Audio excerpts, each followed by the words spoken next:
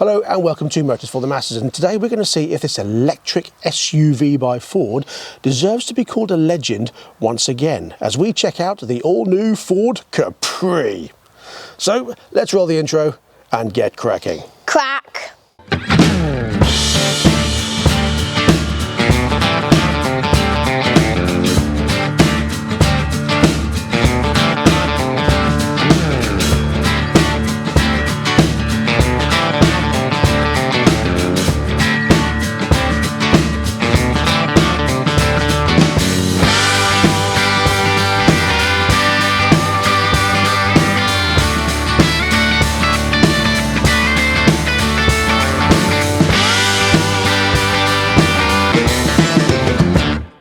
Yes, okay, let's first of all address the elephant in the room.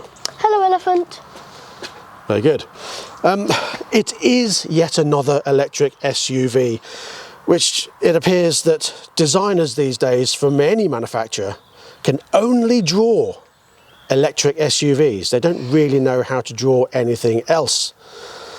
Now, back in the 70s, the Ford Capri was the British answer to the Ford Mustang from America. But now, they just seem to be joining the very long bandwagon of electric SUVs. And I'm reserving judgment until I drive it. But on looks, it isn't a Capri, is it? Now, putting this on the window, a Capri does not make, because this and this and this isn't Capri, is it? That bit doesn't make it a Capri. If I put a cherry on top of a donut, it doesn't make it a Belgian bun, does it? Well, kinda. No, it doesn't. This one looking similar to the likes of the Polestar 2, the Toyota BZ4X, the Volvo C40, the Honda ENY1, almost like the Renault Scenic, perhaps the Mercedes, and the VW ID.5, which this does actually share more than what you think with it, and things like the Skoda Enyaq, etc, etc. The Capri comes as two models, the Select model, Kind of like a chicken select, but less appealing to look at. yes, and this one, the premium version, which has extra features, which are bigger 20-inch wheels instead of 19-inch, although this model we have here has the 21-inch upgrade option, power tailgate,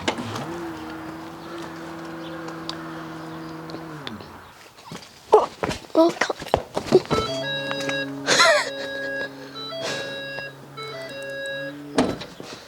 panoramic roof,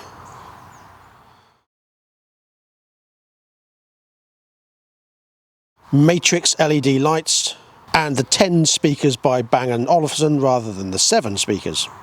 Both the Select and the rear-wheel drive Premium have the 77 kilowatt-hour system, and they have 286 horsepower and produce 402 pounds-foot of torque, which means a 0 to 60 of 6.4 seconds and a top speed of 111 miles an hour. The Select model has a range on paper, so of around 390 miles, and the rear-wheel drive Premium about 370 miles. However, the all-wheel drive Premium has the 79 kilowatt-hour system, and that can produce 340 horsepower and 500 pounds-foot of torque, which means the 0 to 60 is reduced to 5.4 seconds. Still a top speed of 111 miles an hour, and the range is around 346 miles on paper. Now, just to add in here, the 1986 2.8i Capri has 160 horsepower and a top speed of 128 miles an hour with a 0 to 60 of 7.8 seconds. And all that while still managing to look bloody amazing. However, the MPG is about 25 to the gallon, and CO2s were completely irrelevant then. So we don't know. But I don't think I mentioned just how amazing it looked. And if you've forgotten, Here's a picture of mine when I had one, because it was my first car when I was 17. Okay, it was a 1.6 GL and not a 2.8i, but it was still a Mark III Capri. And isn't it gorgeous? And if you want to have a look at the other ones, look, here's a few. Here's the 2.8 injection. Here's the 2.8 injection special. Here's the 2.8 Brooklands. Here's the Tickford version. Here's the Mark II Capri. And here's the Mark I Capri. Interior-wise, the all-wheel drive premium edition comes with Sensico interior, which is faux suede to you and me. The lesser models come with part Sensico and part Onyx cloth. Now there's actually quite a bit of space here, even with me in the back, and that is where the seat is when I'm driving, so that's quite spacious and roomy at the top here as well. I've got a good 2 or 3 inches above my head. You get 572 litres of boot space, which is rather large actually. And you get this handy flap in the centre of the seat that you can pull down and stick something long through if you're picking up something extra long. Not sure why, but you only get one charger on the passenger side. So you'll either fight for it with your other half, or I don't know, is that a way to try and stop you from playing with your phone? Well, I can't see what difference that would make. But yeah, you only get one charger on this side and not on that side. The T comes courtesy of Ford, I will say. The Select starts at £48,075. The Select Premium starts at £52,175. And the all-wheel drive Premium starts at £56,175. However, I would add that in the first quarter of 2025 there will be a 55 kilowatt hour Select version, which is set to start at £42,075. Now, none of the models come standard with the heat pump. That will cost you £1,050 extra. The purpose of that means you can heat the cabin and save some of those range miles. So before we take a look at the prices, let's take it for a drive. So here we are in the Capri. And what do we think of it? Well, so far, I've just become a little bit annoyed by it. And it's fiddly things that annoy me. Now, when you look at the buttons on the driver's side here, you've got 2 window buttons, and then you've got a rear button, which means there's not separate buttons for opening the rear windows. I have to push the rear button and then use the same buttons as the front windows to use the rear windows. So that's a conscious decision. It's not just front and rear. I mean, it's quite a big panel. There's no reason why they couldn't put 2 more window buttons there. I mean, you've got one for the passenger, which is fine. They've got the ones in the rear. But then, yeah, so I can use the front ones or press the rear button and then push the same ones again for the rear windows. And that is a little bit annoying. And the other thing is the mirrors. I had to adjust the mirrors. Now, you've got a little toggle switch that you usually get to move the mirrors with, but you've got to turn it to whichever one you want. So you turn it to go to the mirrors folding in, turn it again to go to the heated mirrors, turn it again to go to the right mirror and then use it to adjust, and then turn it again to go to the left mirror and use it to adjust. That's just too fiddly. There was nothing wrong with the way it was before, where you just had a little switch, right and left. The annoying thing was, halfway through adjusting the right mirror, as I was moving it to the left a bit, I accidentally turned it one toggle and it went onto the left mirror and I ended up moving that one. It's like, ugh, frustration that didn't need to happen. Other than that, it's very quiet.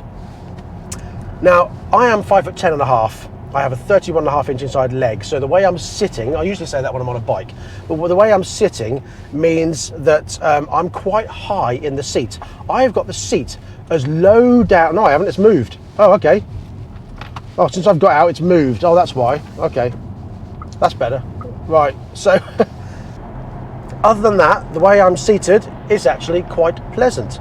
The seat adjustment goes quite high and quite low. It's getting hot in here, isn't it? Turn that temperature down a bit. 17 degrees. 18 degrees seems to be hot. Really? Why is that? Why is it hot? Low. Yeah, let's have it on low. We'll have a bit of low. What's happened to this? That's gone off. Why is Is that supposed to have gone off? Why has that gone off? Can't do anything now. If I turn it up. I don't know why that's gone off. The screen's gone off, and we can't quite work out why. Now, obviously, you get all the usual gubbins on here. I don't know that you need all that stuff. Now, of course, you get all the usual lane change assist, lane keeping, rear camera, front and rear parking sensors, heated mirrors, traffic signal recognition, adaptive cruise control, you know, all those things that if you need them, you shouldn't have passed your driving test. If you can't keep on a straight bit of road within the lines, then how did you pass your test? Luck. Luck, maybe. Or maybe it was 1910. Well, I'll adjust my mirror now, I've moved my seat. It's a little bit of a letterbox to see out the back, but it works.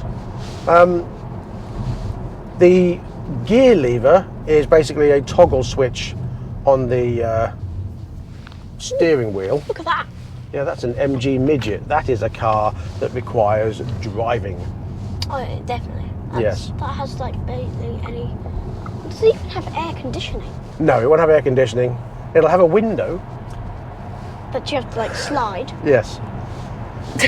Now, the other feature you get on here as well is to tell you that you're going the wrong way on a motorway. You can get the active parking, lane centering and assisted lane change. You know, even more stuff you shouldn't need if you've already passed your driving test. Well, you'd know if you're going the wrong way on the motorway because you'd be driving at the other drivers. Again, features that if you need them, you should not have passed your test.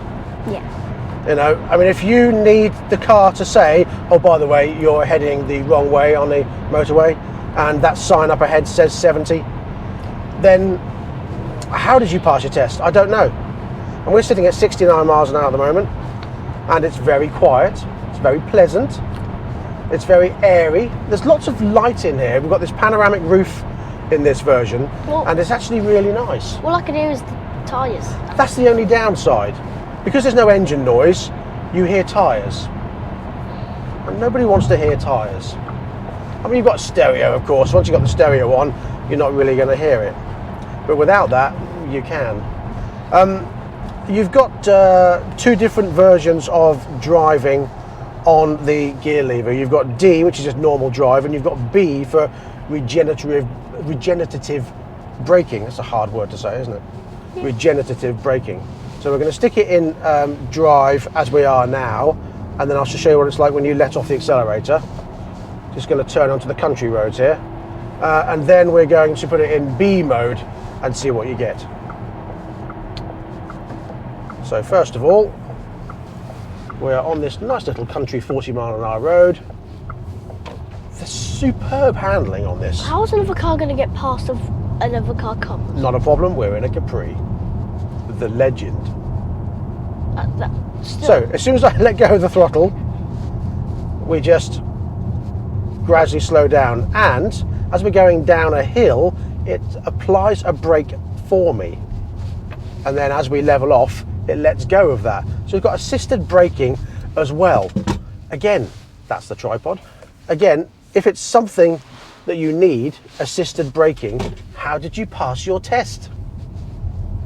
So now I'm going to put it in B mode, and when I let go of the throttle, empty road, now let go of the throttle, it will brake the car for me, but not to a standstill. It will take it down to 3 miles an hour. Which basically stops it. There, and crawl. Why would you want to crawl? Don't know. Interesting, isn't it? So, it's very airy, as I say. I like this Bang & Olufsen surround system. In the standard Capri, the Select model, you get the 7-speaker system. In the premium model, which this one is, you get the upgraded 10-speaker Bang & Olufsen system, which is very nice. You've got a sound bar along the front here. again, very nice. A little bit of a display down here that's got the speedo on, and then this massive Tesla-esque iPad the size of Bournemouth in the center console here. No, that's which bigger than the Tesla one. we can't work out how to turn on because we're driving. So pushing it does nothing. Moving that up does nothing. Maybe it's because since when we turned it to like. Yeah, as soon as you low, turn when we turned it to low, it turned off. why has it not come back on again? What does it do? Got heated seats in here as well, which is nice. Heated steering wheel, and you have got 3 little holes on this steering wheel here, which sort of let you know you're in a Capri. Other than that, you would have no idea I don't really. You'd have no idea. that you're in a Capri. No, Oh no, because it's not anything like a Capri. indeed. Oh no, something just made it. What's that? What was that noise? Right, I'm going from a 30 limit here now to a 60 limit, and let's see if this changes at the 60 limit. 30, 60. Wow, the second we passed it, 60. That's because it's Google Maps. No wait, Google Maps doesn't even go that fast. Yeah, Google Maps is what's used on the sat nav system. Yeah. Oh.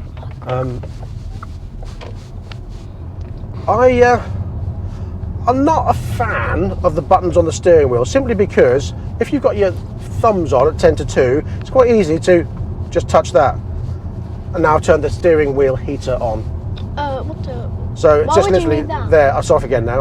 In fact, I hadn't even touched it. I just, caught it in my finger. Heated steering wheel's on. Oh, no, it's off again. You have got very touch-sensitive buttons on here, so I can move through. Oh, it pulses when you do it as well. Tells you how much charge you're using and all that kind of stuff. We're at 50%. Voice control. Wait, can you use voice control? Voice control as well, yes, if you want to set that up. We haven't set that up, obviously. Can we set it up? No point. You've got stereo systems on here, your lane change assist thing on here as well. It's more of a square steering wheel than a round steering wheel. I guess they're trying to give it that sporty look, but is it sporty? Yeah, well, kinda. Well, It's fast. we're on a 60-mile-an-hour road and it's empty and it is bumpy. So what we're going to do now is a little experiment. From a standstill, we are going to put our foot down and see how well it picks up to 60. It's gonna be like the Mach-E. The Mach-E we had was a lot more horsepower, but this has got the 286 horsepower, Does it have launch control? 402 pounds-foot of torque. No, are you ready? Yes. Oh, jeez.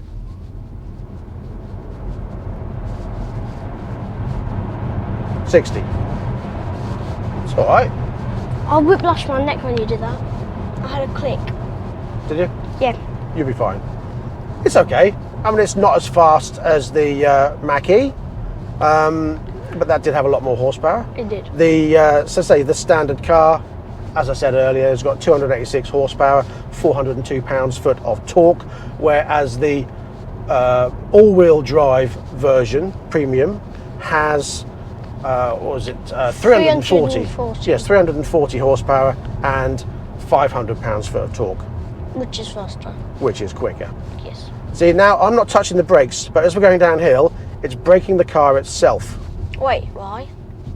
Because now I've had to brake to get to the junction, obviously. Otherwise you're going into the trees. Yes. It is very quiet. I can't get over how quiet it is. And for Yes. me, a quiet car is Boring. yeah. I mean, obviously we'd have the stereo on, so. Well- Oh, what have I pushed now? The bloody steering wheel's on again. It's hot. I don't want it on. Go away. You just turned it on. Oh, it's got 3 levels. You That's just why. turned it on again. Yeah, that's because you got to turn it 3 times to turn it off. You Oh, just I've turned done it it 3 again. times again.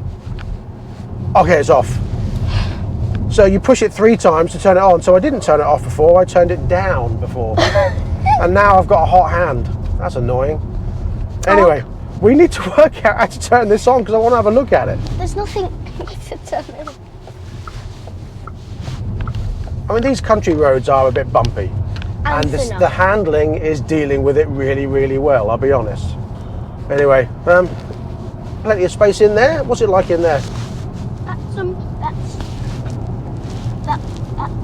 Really?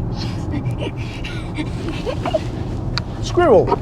Oh my God, I can, hello. And you can put this up, look. I lose my hand in there. Look, you can put it up there. Oh, I'll take that out. Oh, look at the size of that.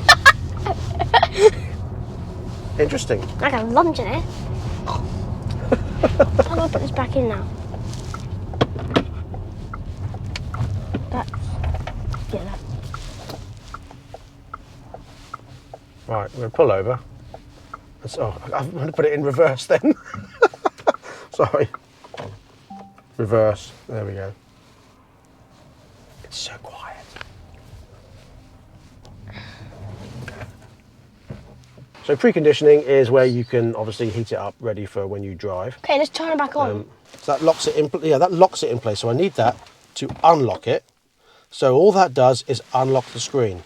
That's fine. Now, see, that's locked in place. So it won't move until I release the lock with that. How do we turn it on? So that has nothing to do with this. Okay, wait a minute. I did something. You did it!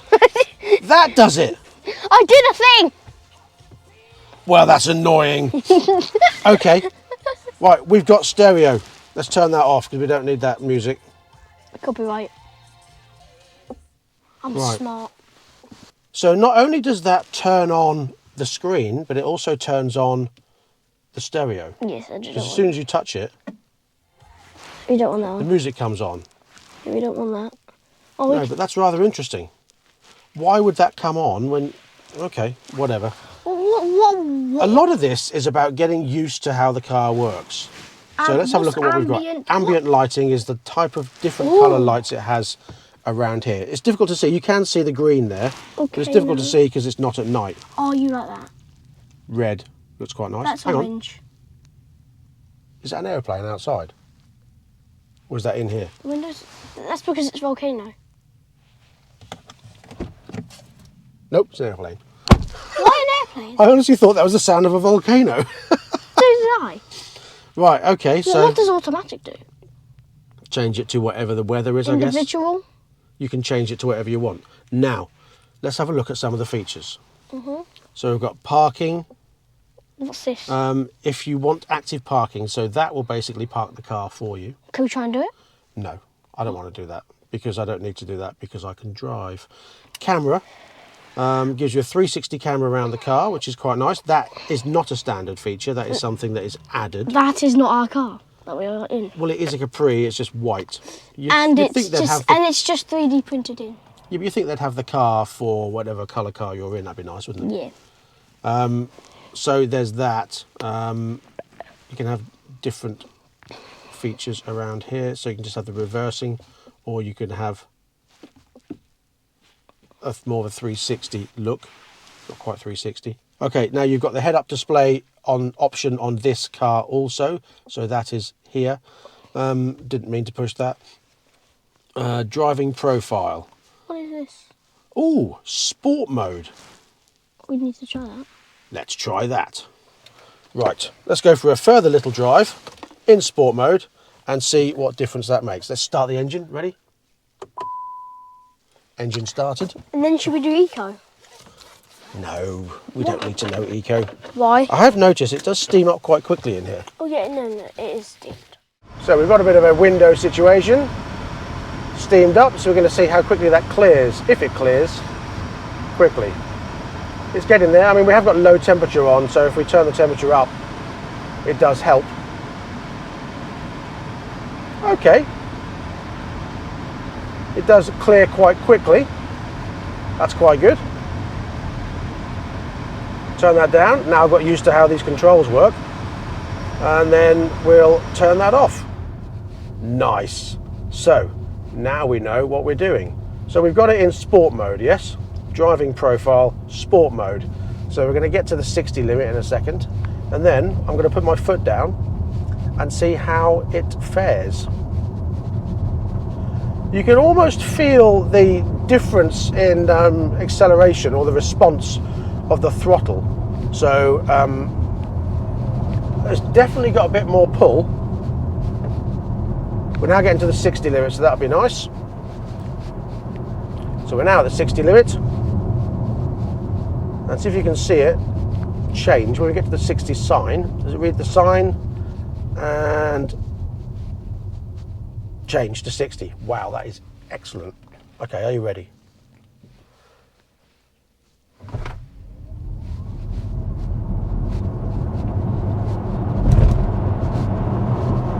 It's definitely quicker.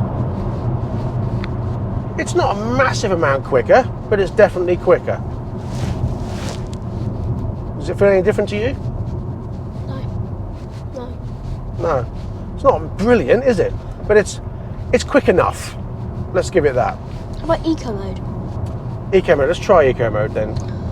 All right. Okay. Serene slow mode. Oh, I've got a nice leaf on there and some greenery to show that we're being all lovely and fluffy. What do you think the 0 to 60 is going to be in this one? 0 to 60 in this car. As I said, add eco mode instead of sport or normal. Let's try or fast. it. Tripod. I can feel that. That's slower. It is, but it's not a massive difference. No. Between sport and eco, I would say that you just got different handling. I mean, it feels less jittery. When you put it in sport mode, you can feel the bumps. I wouldn't say the bumps a lot more, but you can feel a little bit more jittery on the suspension, like you can feel now. And then in eco mode, it's more wallowy. So actually, suspension-wise, it's a lot nicer in eco mode than it is in sport mode. It's individual. Individual is, you can change it to whatever you want. We don't need to mess with that at the moment. Yeah. Okay. Got a nice enough bong from the indicators there. It is a pleasant car to be in, I will say that. It doesn't feel horrible to drive. It doesn't feel uncomfortable. It doesn't feel annoying to drive. There's little features that are annoying to start with, but it is about getting used to the car. Now, I guess it's because it's not instantly obvious, it becomes annoying. But if you take 10 minutes, I would say, to work out what this does, how to open the screen, and how all the features work, it'll be fine. And by the time you've been driving it for a couple of days, you'll know everything about the car and it'll be absolutely fine. I don't see any issues with the way it drives and how the features work. What is a 40 sign? Look. At all. Yeah, 40 sign. Now. Yeah. Oh, it's telling me it's pulling me inside the lines. Oh no, I don't like that. I want to turn that off. Limiter, no. Lane centering assistance. I don't want adaptive cruise control selected with lane censoring assistance. I don't need to know that. If I can't stay in these white lines, I should not be driving. Fair point. What if I go over the white line? Nothing. Well, that doesn't work then, does it? Is it only on motorways? White line. No. Can't sense it. See? Lane centering, driver assistance. Really? It's because on motorways they have that stuff to attract the electric cars and other cars that have that option.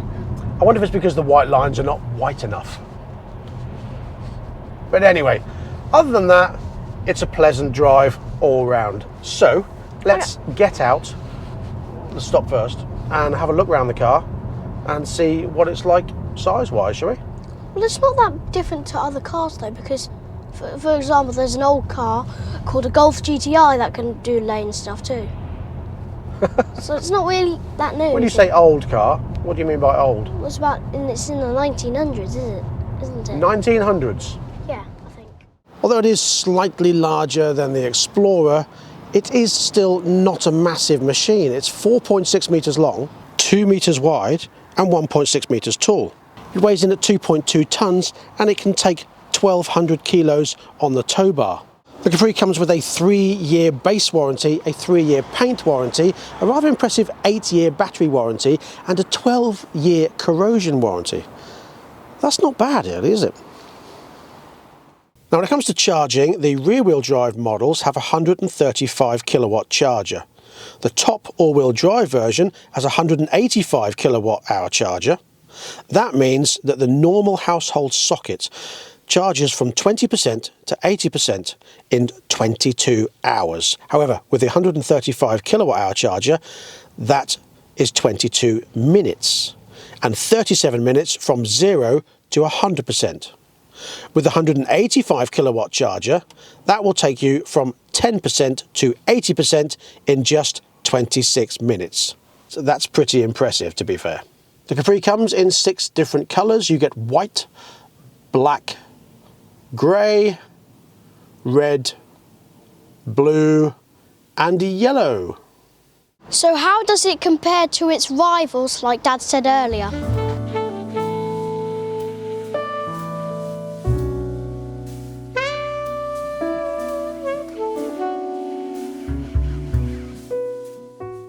So that brings us to the end of this episode. Thank you very much for watching, and thank you to Ford and Matt in John Gross in Lowestoft for talking to us and letting us take this car out. What do you think of it? Electric. It's electric, yes. Is that about all you've got to say? Noisy. It's noisy in terms of tyres. Yes. Because that's all you can hear. Obviously, once the stereo's on, you're not going to hear it. I will say it's a little bit fiddly getting used to the controls and all the buttons and stuff, but that's with every new car. Once you've spent 10 minutes working out what does this and that and blah, blah, blah, it's absolutely fine. The controls are easy, it's simple to drive, it's nice to drive, it's a pleasant driving car. There's a phone going at quick fit over the road there. Someone answer that, will they? And other than that, it's nice. Does it blow me away? No, it doesn't. Well, because it doesn't have a mouth. Very good. Now, the Mustang Mach-E, when I drove that was an exciting car. Even though it should never be called a Mustang, it's a Ford Fusion, it always will be in my eyes, it was still an exciting car to drive, power-wise and drive-wise. This is just all right. It's a mainstream car. It's a car that's okay. It's meant for every day, isn't it? Bearing in mind, though, it's a 50 grand or more car. Is it something you want to spend £50,000 on? I don't know. And you get a proper Ford over there. Like the Mustang that we've driven in, yes. Yes. However, he's a true petrol head, and bearing in mind he's 9 and he's an Alpha, he's a Gen Alpha. Gen Alpha! He's not one of those that is easily influenced by Tesla. the electric world. He follows in his father's footsteps, and I take all responsibility for that, and I don't care. No, anyway, back to the Capri. It's a nice car. Is it a Capri? No, it isn't. No, Is it a Ford electric car? Yes, it is. Is it nice? Yes, it's nice. Is it something that I would want to buy? If I had to buy an electric car and I was going to spend 50 grand, I'd rather buy a Mach-E than a Capri, personally. Is it like every single other Ford electric car they've ever made? It's like every other electric car ever made. Yes! It's an SUV and it's electric. It's the exact same as the new the Explorer. Ford Explorer is basically the same. This thing here, yes. Yeah, that. Exactly that, yeah. The interior, exact same. Seats, exact. I don't like the seats. Look at it. Don't face your back to the camera, that's very rude. Okay. I apologise for him being rude there. Just, the seats, they're just... I don't get it. Carry on. They're just ugly. The seat, what seats? The seats in the car. You don't like them? No. I quite like the designer seats, and they're comfortable, I will say. They are very comfortable. The steering wheel feels comfortable, it's nice and soft. I like the squareness of the steering wheel. It's nice. Weren't you just complaining It just about that? doesn't blow me away. What, the steering wheel? Yeah. No, I Inside. like the fact that it's square. Oh. That doesn't bother me that it's square. It's a nice car. It's not an amazing, awesome car. Yeah, I'd rather have a proper Ford. And there you go. Over there. And that brings us to the end of this episode. Thank you very much for joining me. We'll be back next time with something else, probably motorbike related. Yeah. Anything else you've got to say? No, jolly good. So until next time, please ride and drive carefully. But have fun. And we Bye. haven't. Why are you saying bye if we haven't even done it yet?